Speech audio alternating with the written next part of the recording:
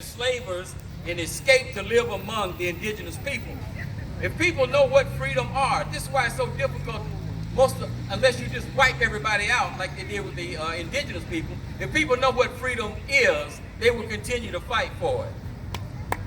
Fast forward 246 years. June 19th, 1865 was the day of emancipation for approximately 183,000 enslaved Africans in Texas, the last bastion of chattel slavery in the Confederate States of America. However, the story of Juneteenth is not complete without understanding that over 227,000 Africans remained enslaved in the United States of America. So June 19, 1865 was not the end of slavery in the United States of America. The 227,000 Africans that remained enslaved in Kentucky, about over 225,000 in Delaware, nearly 1,800, were two of the 5 states which Abraham Lincoln exempted from the Emancipation Proclamation. These were loyal slaveholding states.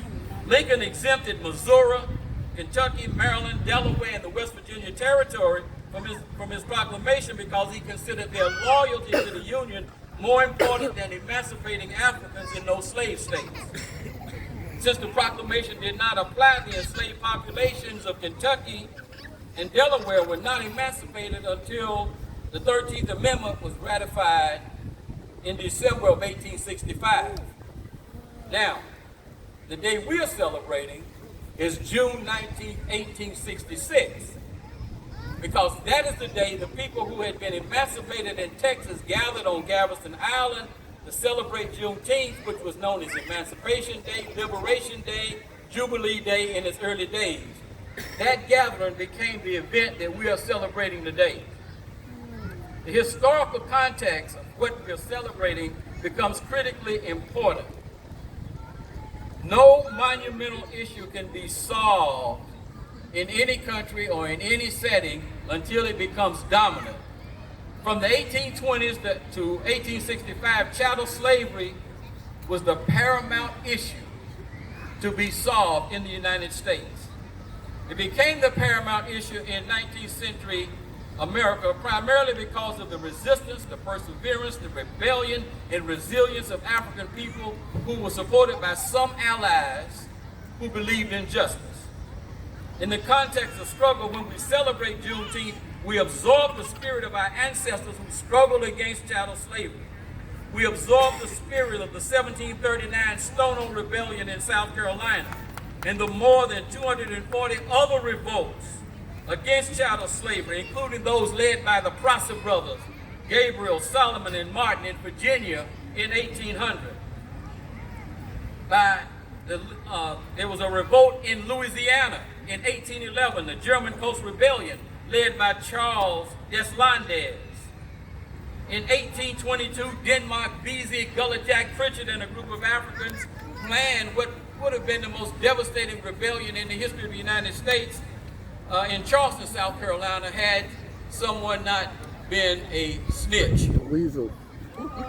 And of course, we have Nat Turner's rebellion in 1831, which sent shockwaves throughout the entire United States, particularly throughout the slaveocracy.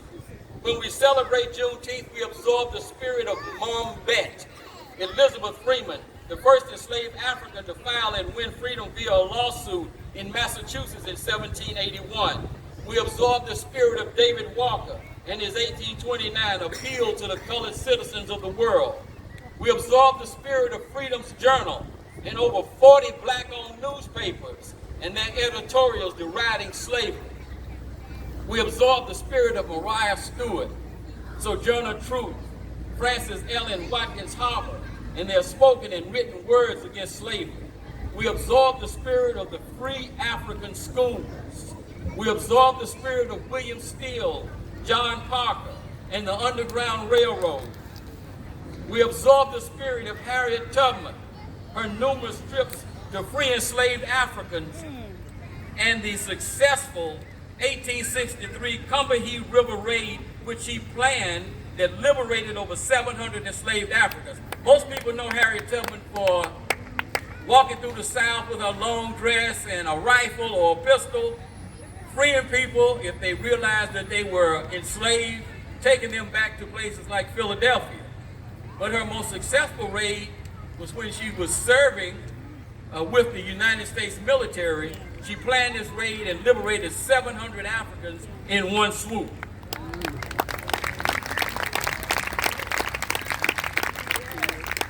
We absorbed the spirit of the Gullah people who fled to Florida, fought the United States Army alongside indigenous people, the Seminoles, in 3 wars between 1816 and 1858.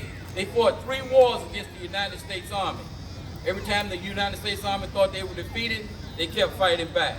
We absorbed the spirit of countless others, known and unknown, who continuously escaped from chattel slavery, forcing the United States government to enact 3 separate laws to capture and return enslaved Africans who liberated themselves. When I was going to school, they tried to tell us, well, you know, the slaves were docile and they weren't trying to get free and everything. Well, why did the United States need to have a fugitive slave clause in the 1787 Constitution? Most people here know about the 3/5 clause. There was also a fugitive slave clause because Africans were escaping in large numbers. And that clause in the 1787 Constitution wasn't considered to be strong enough, so they had to enact 2 more fugitive slave laws, one in 1793 and one in 1850. We absorbed the spirit of Frederick Douglass and his leadership. We absorbed the spirit of Henry Highland and Julia Garnett, Martin R. and Kate Delaney and the National Negro Convention movement. We absorbed the spirit of Dred and Harriet Scott, whose legal challenges for freedom resulted in the 1857 Dred Scott decision, a key event which led to the Civil War. When people talk about things that led to the Civil War, you rarely hear the names of Dred and Harriet Scott mentioned. But because they sued for their freedom, they forced the issue. They won the first case in Missouri. They lost the second case on appeal. They appealed to the Supreme Court, and then Roger Taney handed down his ruling.